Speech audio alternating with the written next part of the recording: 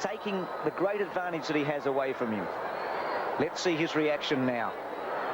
Can't break. And it's a fair start. And it is Raymond Stewart with a start. It is Ben Johnson with a start. Can Carl catch him? No! It's Ben Johnson! Ben Johnson does it again! Unbelievable!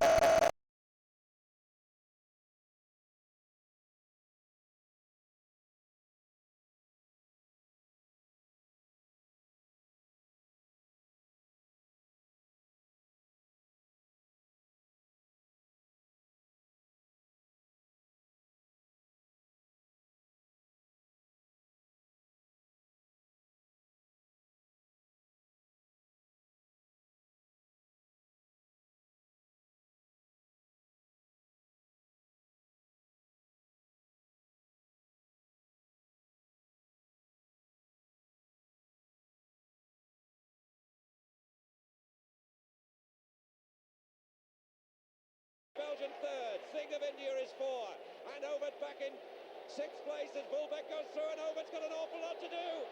200 metres left, and he's 10 metres off the pace, and doesn't look like doing anything yet. It's still the Cuban in front, the little American second. In third place is Van Dam, fourth is Bulbeck, and Ovett right out of it. He's not going to be able to get there. And Wantarina holding off the American who's broken. Van Dam trying to get to Volhuta. But Cuba's first ever gold goes to White Lightning. Wantarina, Van Dam second, Volhuta third. And in fourth place was Bulbeck. A new world record. And this the man who didn't want to compete in this. Until 2-3 days ago he was saying, I want to be the Olympic 400-meter champion. And now he faces the prospect of a unique double.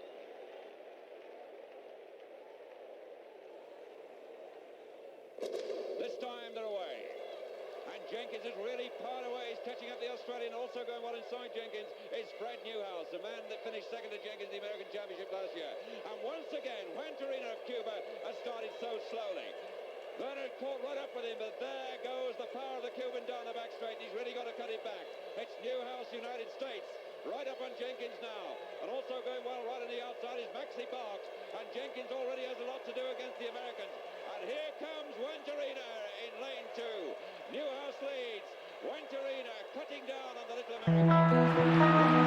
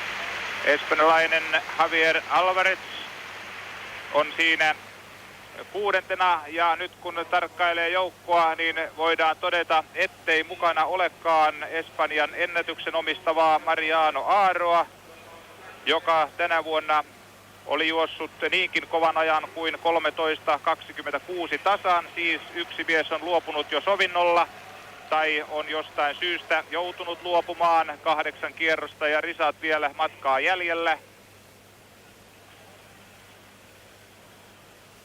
Ja David Bedford on siellä myöskin viimeisten joukossa. David Bedford yllättää yhä, hän ei ole lähtenyt kärkeen ja lisäksi on Bedford käynyt parturissa ja lyhentänyt tukkaansa huomattavasti. Mutta tuskinpa pystyy tällä tempulla naamioitumaan. Johtoon siirtyi kympin voittaja Lasse Virén.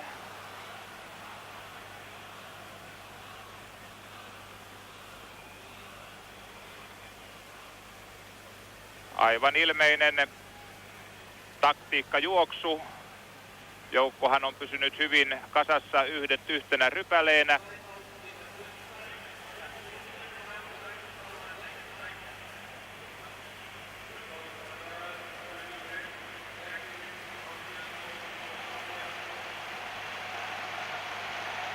Kyllä varmasti vauhti jossain vaihteessa alkaa kiihtyä, näin hiljaisena se ei voi jatkua. Bedford siirtynyt keulaan.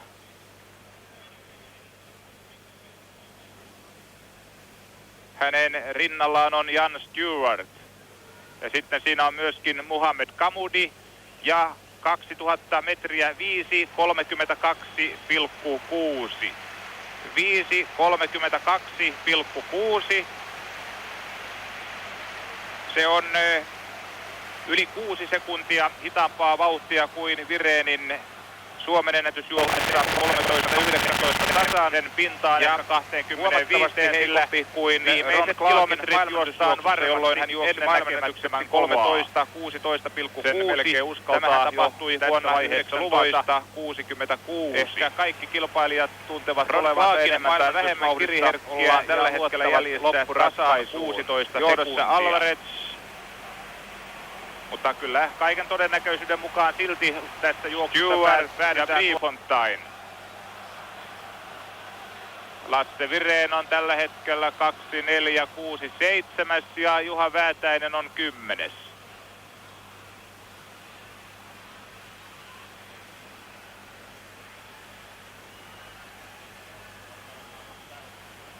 Naisten kiekonheitossa ensimmäisen kierroksen jälkeen on johdossa Romanian Argentiina Menis 64.28 ja tällä hetkellä tulee tieto maratonjuoksusta 5 kilometrin jälkeen johtaa Australian Clayton. Mutta me luonnollisesti katselemme tätä 5000 metrin juoksun loppukilpailua, jossa pidämme peukkuja pystyssä, että Suomi saisi järjestyksessään 6. kultamitalinsa. Juoksijoilla matkaa jäljellä 5 kierrosta, siis 2000 metriä, 3000 metriä 8.20,2. Se on hieman yli 10 sekuntia heikompi kuin Lasse Virénin ennätysjuoksussa. Eiköhän sieltä kohta joku kilpailija ampaise kärkeen. Ja silloin varmasti kun laitetaan suurempaa pykälää päälle, niin alkaa syntyä rakoilua. Näin ainakin uskoisin. Alvarez saa edelleen vetää. Väätäisellä siirtyy Sviridov. Pieniä seuraamisvaikeuksia. Neuvostoliiton Nikolai Sviridov 59,9. Siis runsaat 20 sekuntia heikommin kuin Ron Clarkilla. Juha Väätäinen on poissa pelistä. Hän jää tällä hetkellä. Väätäinen on viimeinen. Hänen välittömässä tulmassaan viimeiset 2 kilometriä, viimeiset 2 kierrosta tietenkin, jolloin ratkaisu tehdään ja meidän panoksemme jää kympin voittajan Lasse Virénin varaansa. Virén on siirtynyt kärkeen lähtee vetämään. Prefontaine on siinä kärkiporukassa. He ovat lausuntoja omasta kunnostaan ja mahdollisuuksistaan. Hän on sanonut, että jos hänen on juostava 13.10, niin juostaan vaan. Kyllä minä pystyn siihen. Jan Stewart kiihtyy silmin nähden. Virén vetää, kympin hopeapoika on toisena, sitten Kamudi, tällä hetkellä on 3. Ja Stewart, Juha Väätäinen on viimeinen. Väätäinen on jäänyt jo runsaat 70-80 metriä kärkiporukasta. Tullaan viimeistä edellistä kertaa tähän etusuoralle ja nyt alkaa hirmutaistelu tämän verkkaisen alun jälkeen siitä, kuka vie kullan ja kunnian. Prefontaine, Virén, sitten Kamudi alkaa nousta hartiavoimin. Pyteman ja Stewart ja sitten lähdettäessä viimeiselle kierrokselle on sinipaita ainakin tällä hetkellä keulassa Lasse Virén. Lasse Virén, mutta Kamudi nousee Meksikon 5. olympiavoittoa puolustava tunisialainen Mohamed Kamudi nousee myöskin siihen Virénin niskaan hengittämään. Virén, Kamudi, Prefontaine nyt takasuoralla. Kamudi ja Prefontaine pyyhältävät ohi Virénin, joka ei kuitenkaan hevillä antaudu. Tällä hetkellä Näyttää siltä, että mitali tästä saattaa meille tulla, mutta tuleeko kultaa, sitä en jaksa oikein uskoa. Toivottavasti kuitenkin olen väärässä, niin kuin olen ollut monta kertaa väärässä. Tullaan loppusuoralle, Kamudi, Vireen, ja nyt alkaa Virenin kiri. Hän ampaisee hirvittävään kiriin, tulee ensimmäisenä loppusuoralle ja vaikuttaa siltä, että Vireen on sittenkin voimakkain. Lasse Virenistä tulee kisojen kaksoisvoittaja, ehkä paras voittaja, mitä näissä olympiakisoissa on. Lasse Vireen tuo Suomelle kultaa, hän on maalissa nyt. Hopeaa Kamudi Tunisia, kolmanneksi Stewart Englanti, Riefontaine 4, Pyttemans 5, Norpot 6, Halle Norja 7, Viridov Neuvostoliitto 8, Eisenberg 9, Alvarez 10, Bedford jäi siinä 12 ja viimeiseksi tulee Juha Väätäinen 13 juoksijana maaliin Juha Väätäinen, mutta se on tärkeintä, että suomalainen on maalissa ensimmäisenä.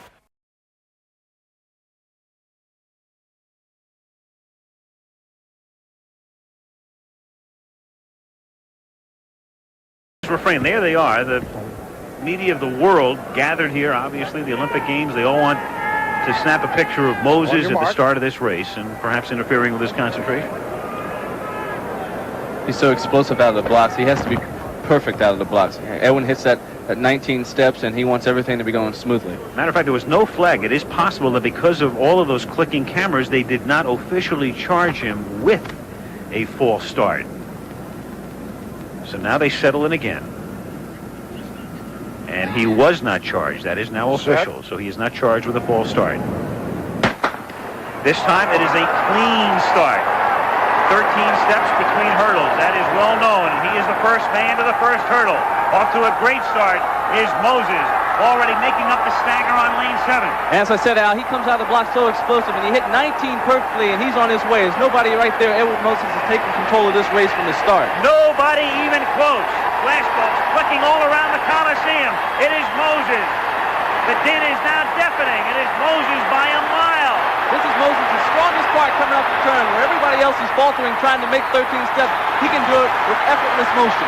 He is turning it into no contest, as he's turned almost every race he's run in the last 7 years. Edwin Moses heading for the finish line. Edwin Moses winning the gold medal, with Danny Harris finishing second and Harold Schmidt third. What a come from behind for second place for Danny Harris. It was just Edwin Moses was out there all by himself. Danny Harris could have got caught up in the race and just forgot about everything that he was concentrating on. Just let Harold Schmidt chase after Edwin Moses and kept his composure, which he doesn't have that much experience, and it helped him get a silver medal, of course, chasing Edwin Moses. 47.76 for Edwin Moses, the 1976 gold medalist, and 8 years later, he has done it again. It's Mr. Consistent every time out. He's doing sub 48, and not too many people can run that fast every time out. Well, Lewis has done it, and Benoit has done it, and Ashford has done it, and so it's Moses' turn for a victory lap. He may walk it around. He deserves the walk out. It was a tremendous feat for him. Edwin makes this race look so easy. While everyone else is straining and struggling, he manages to keep his facial composure, not overreacting to anybody around him, just concentrating on his lane, taking long, fluid strides. As we said, he's the only guy that basically can take 13 steps the entire race without any flaws, and he's got this race down to a science and just long, graceful, gazelle-like strides. This Edwin Moses' race all the way. He had a gigantic lead 3/4 of the way through. They were coming at him at the end, but still winning by plenty. End of it, even more astonishing, here's a record that may never be broken. Uwe Hone of East Germany shatters American Tom Petronov's world record by over 16 feet. 343 feet, 10 inches. Watch where it lands, just inside the stadium. After this, the weight of the javelin will most assuredly be increased. The stadium are not big enough to hold the javelin.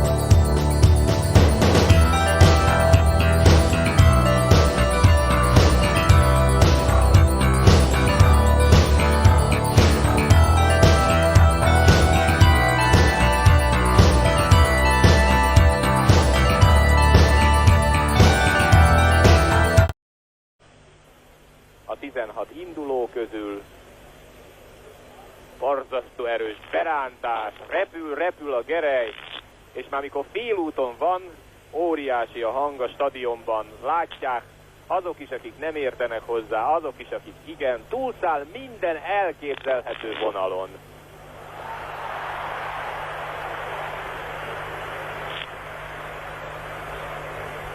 ...94 méter, 58 centiméter, óriási világcsúcs.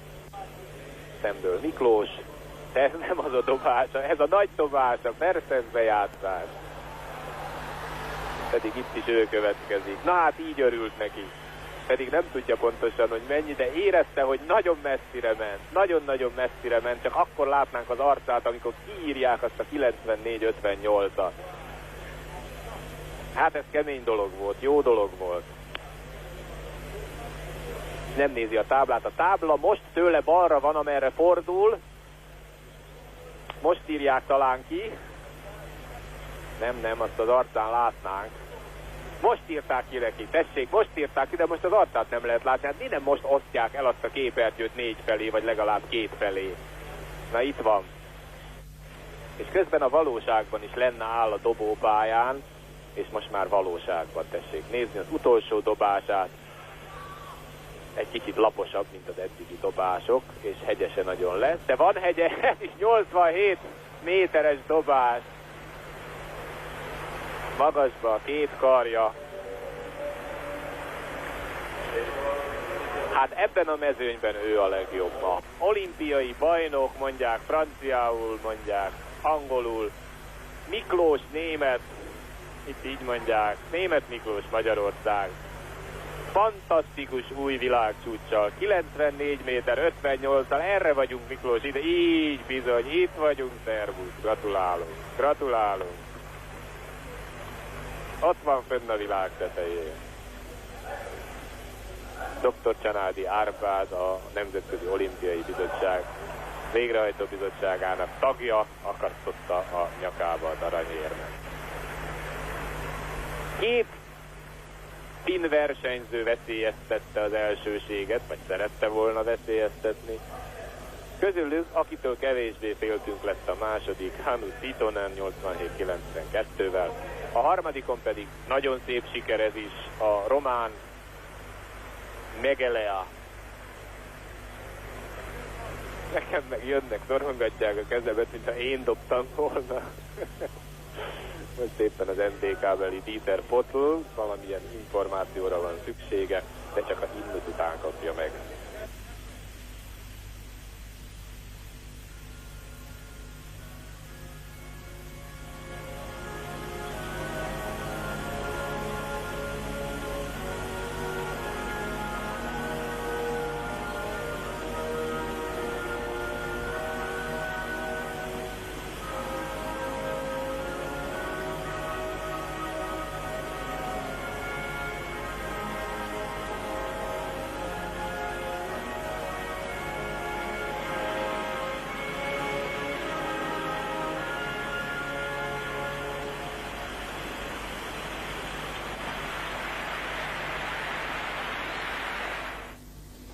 Ilyenkor tulajdonképpen semmi értelme nincs okoskodni, én mégis hadd okoskodjak egy picit. Utána azt kérdezték Miklóstól, hogy lesz-e 100 méter valaha a gerelyhajításban. Na most mindenféle szaklap írt ebben kapcsolatban, méghozzá a következőt. Az ellenszél egy versenyen, egy gerelyhajító versenyen jó esetben, ha optimális, akár 4 métert is segíthet. Montrealban szélcsend volt. Tessék kiszámítani. Hát ennyit atlétikában. Egy szóval, hogy lesz 100 méter, ez azt úgy... Ezt inkább talán úgy, hogy ha itt nem egy ilyen zárt verseny, vagy egy ilyen zárt stadionban van a verseny, hanem egy optimális szélviszonyok között rendezik a versenyt,